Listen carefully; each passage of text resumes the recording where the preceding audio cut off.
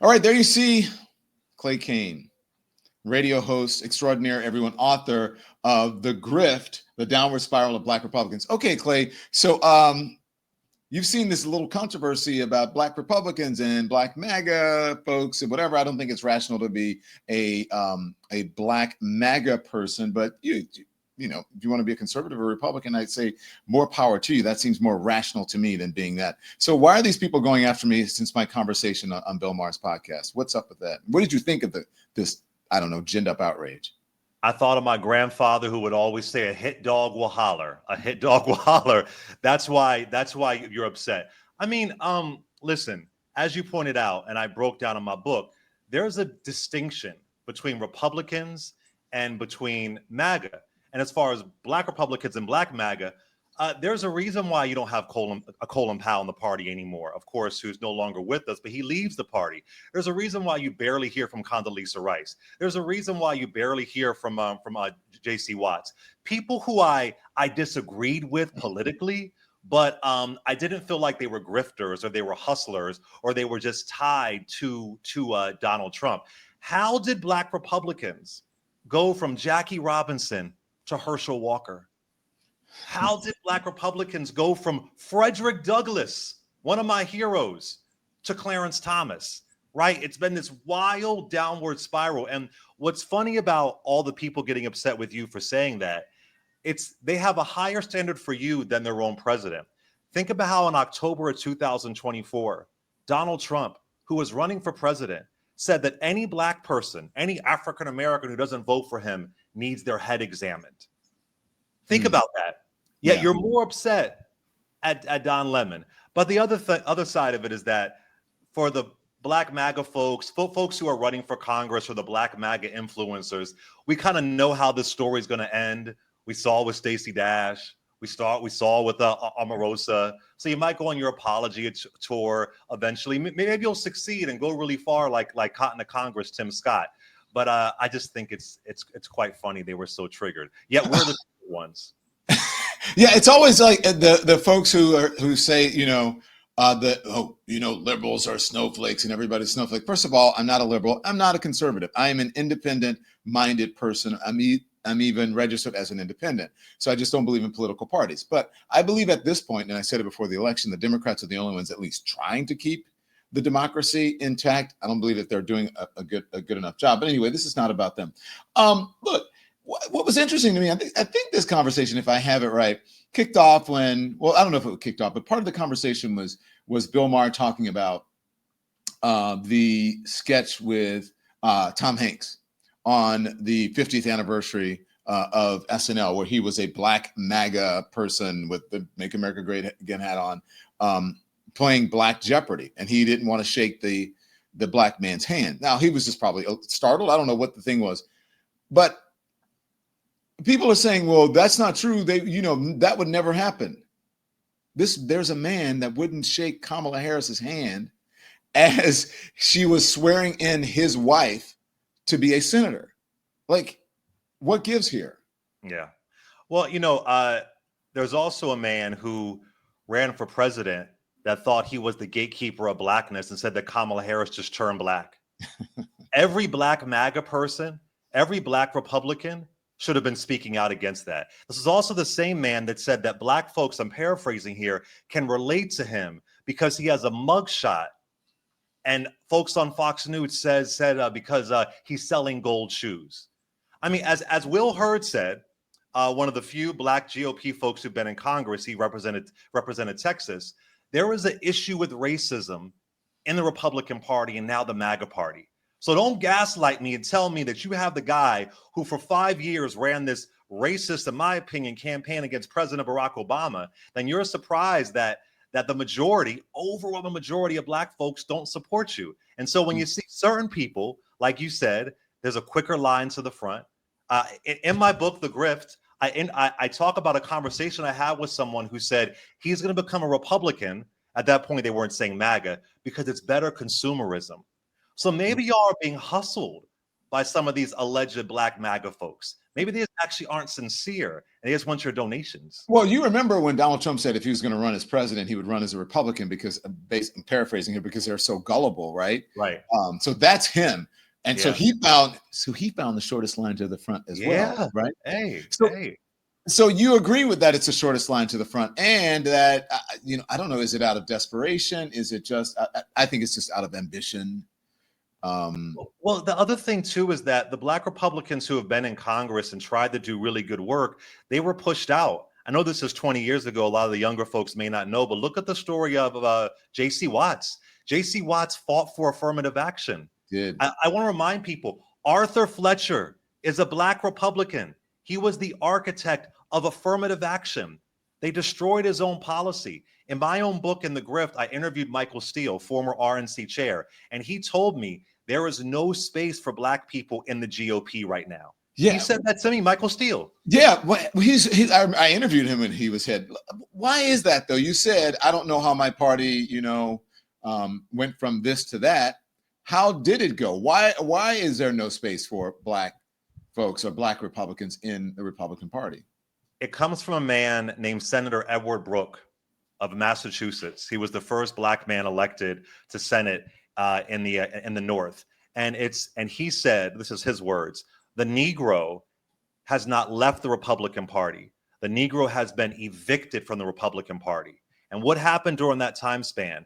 The Republican Party made a blood oath to the Southern strategy. Barry Goldwater, all these folks, and they said, and then it began to shift in the 1930s with FDR. But when they decided to align themselves with Barry Goldwater and the Dixiecrats, the party switched. And Senator Edward Brooke, a name they never mentioned Edward Brooke.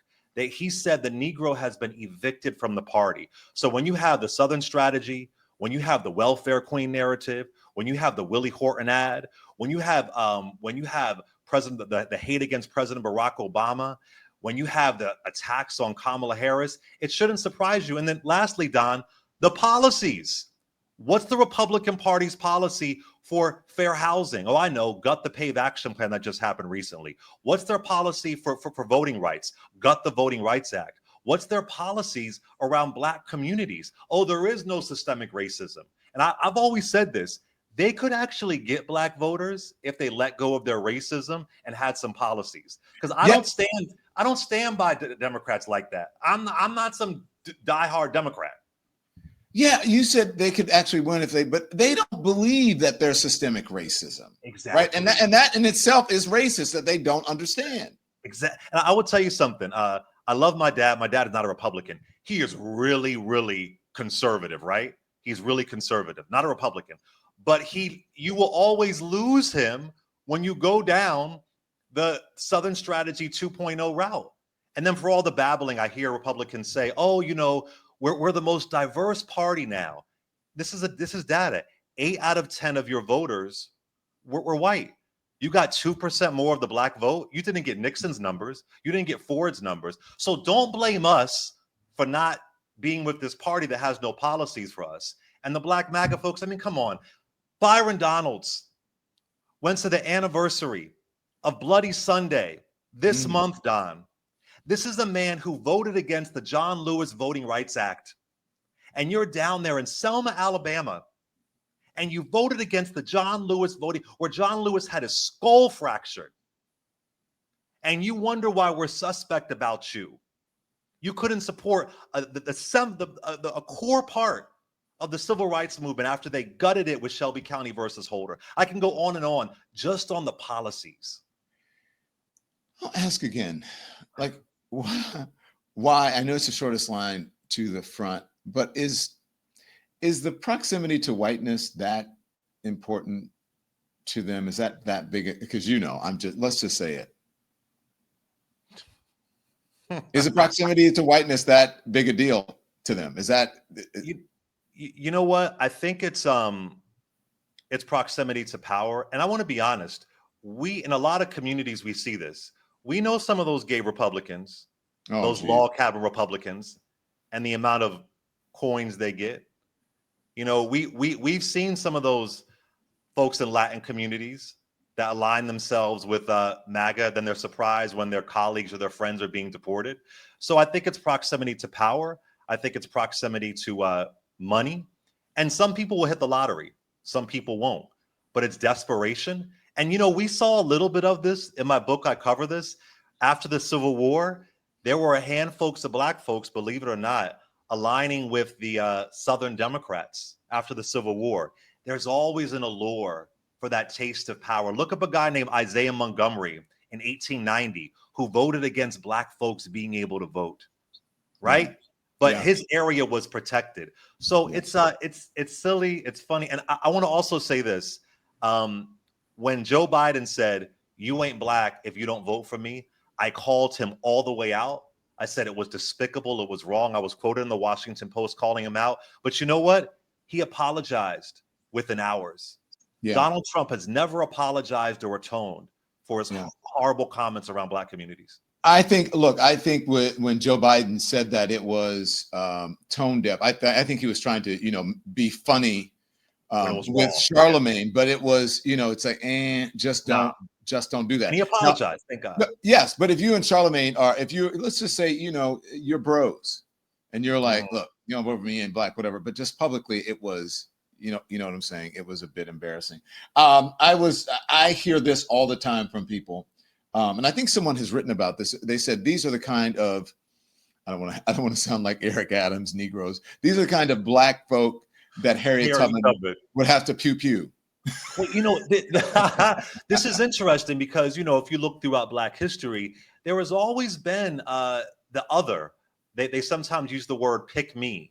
There's always been the person who thinks I'll be the special person. And respectfully, I know she's apologized and she's atoned, and I had a terrible interview with her. But Omarosa, she rode that train for a while. Once the train goes off the tracks, then it's on the apology tour, and some people get their wake up call. And so we've seen that, even down to Jim Crow, even down to slavery. So it's funny, it's interesting, it's sad, but again, show me. And the other thing too about Black MAGA folks in Congress, you ever notice this? They don't get elected in Black areas. Yeah. Show me a Black Republican who gets elected in a Black area, because the original Black Republicans, they believed in public education. They believed in an economic infrastructure for poor white folks and for Black folks, but they were also being held accountable in Black areas. Yeah. That doesn't happen now. Byron Donalds, John James, you're getting elected in areas that are majority white, which is fine, but just stand in it. I want to see you get elected in West Philly. I want to see you get elected in parts of Mississippi and parts of Texas, because you don't have the policies. So yeah. Does it always end up, kind of with an Omarosa type exit for many of these folks? Because a lot of them were not named to cabinet, were not, appointed to cabinet positions. Yeah. I think Omarosa left the White House in flames. And then there's who's the guy that's down south who, the Black guy who said that he was a Black. Mark Robinson. Oh my God. Well, and here's the other thing. The ones they choose to elevate, Mark Robinson, Herschel Walker, this is insulting to Black Republicans. Right. It really is insulting that you would elevate someone like Herschel Walker or Mark Robinson. My theory is that they don't want Black Republicans in who are going to actually do good work. But to your question of, does it always end this way? In the Trump era, I'm not sure what's going to happen. Some folks will hit the grifting lottery. Some folks will die out. But I interviewed Sir Michael Singleton in the book, and he worked in HUD, and they fired him, right? And he remains an independent now. But we could see through it. We could, and some folks are just doing it to be an influencer. If you came out tomorrow and said you were a Black Trump supporter, MAGA, baby, you'd be making millions and millions and more. Baby, if you and I did the Black Gay Republican show, baby, we have a primetime slot on Fox News, multi-million-dollar deal. I've been saying that for like about a decade now, that, if I decided to become, because there was a point when people thought that I was a Black conservative, right? Yeah. And oh my God, they all reached out to me. They all praised me. And I said, if I just, went on this whole grift about being a Black conservative, and then when MAGA came in, I would be a multi-gazillionaire. Yeah. Do you know what I'm saying? I'd have contracts with Fox News and all of these things and write books and everybody would be on their show. What is it like? Because they always over-index on MAGA. Yeah. And then if you have a Black or Latino person or even a woman, they're like, oh, why do you like it? You know what I'm saying? Can I, I'm going to be careful saying this. I remember I've done a lot of cable news over the years, over 10 years, been doing cable news. And I remember I was talking to a producer, and this is when I first started. They say, gosh, I would love to have you on more if only you were a Republican. Yeah. Gosh, that would make so much sense. And then during Trump's first term, I know producers who were seeking out Black Republicans to come on certain television shows. So I'm giving you a look behind that. And, tabling the voters for a minute, I don't know what an average Black MAGA voter feels like in Texas or Mississippi. They could be misinformed. They could just be working day to day. I don't know. But for folks who are trying to climb that ladder, there's like I said earlier, a certain consumerism to it. And I've seen it with my own two eyes. Ambition. Who wants another, Black Democrat talking about Black people, should have fair housing and poor white folks deserve a living wage? Who wants that again? Let's find contrary. Exactly. But look, we should point out that it's not just Black folks who do that. I mean, there are people who have become the White House press secretary because they realized that, I'm talking to you, Kayleigh McEnany, they realized that being a Trump supporter was better than being a never Trumper. And I know because I got there, I was at CNN to watch her rise and how she, transitioned herself to do that. And not just her, many people. I remember Kellyanne Conway was a never Trumper, right? She was the holder of the Ted Cruz super PAC. So, it's not just Black folks, but it's more surprising when it is Black folks. When you wrote about, you call it the grift. It is a grift, the downfall of Black Republicans. It was a New York Times bestseller. Yeah. But what was the reception? How did people treat you? Were you criticized? Were you loved? What? Oh my God. I got so much backlash and hate email and all types of M words and F words and all that kind of stuff. But you know what? It didn't bother me because I felt like I was honoring people who did good work. I was honoring Frederick Douglass and Hiram Revels. Like I said, Edward Brooke, Arthur Fletcher. I was honoring folks who did good work. And I said, what happened here? And you know what's interesting? Right before the Trump era, there were a good amount of Black Republicans who were working for Republicans or who were on the rise. They were sincere to me. They had this big deal with Radio One, but then when Trump comes along, it really flushed out anybody who was legitimate. They told me that. They said I could no longer be in this party. We know we have a racial issue in this party. I'm trying to work through it. I had one guy told me we shouldn't all be in one party, but when Trumpism comes along, it really flushed out people who were legitimate. So I got all types of, babbling, but the book has over 1,000 sources. And if you're offended, I say a hit dog will holler. If you're not offended, let it fly. I don't know you. It's not personal about you, but you have to concede. There is an issue, in my opinion, with racism in the Republican Party. And it didn't start with Trump. It's not all about him. This is the mess that Republicans created. And Democrats ain't perfect either. I wonder if did you get to see my response to one of the media inquiries? I'm not sure if I watched it all. Got to see that. I watch it every day, Don. I'm a Lemonhead. Well, I was just wondering, one, did you take issue with anything? Is there anything else you wanted to say about my conversation on Bill Maher's podcast? No, because I feel like, hey, like I said, if Donald Trump can make egregious comments, why is someone going to hold you to a higher standard than their own president who never apologized for their Obama isn't born in America rant? You have an opinion, you say how you feel, you're an independent journalist, like you said. Mm-hmm. I think you go from there and you stand in it. The only thing that I will say, at least, for me in this book, I'm talking about people who are trying to climb the ranks, right, who are on the rise. The average voter, I'm not talking about you, but I'm talking about folks who are trying to climb the ranks, because I've seen it with my own two eyes, that if I say this, maybe I'm failed journalists, that if I say this, then I'm going to make it on a particular channel.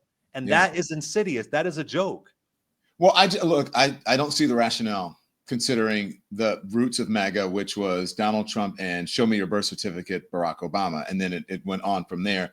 But I said, just so you, and tell me what you think of this, because I didn't even like, I shouldn't say that. I don't like, how do I put this? Because I don't want to screw up here. I think some of the pat or rote responses sometimes it's just or canned responses to these stories.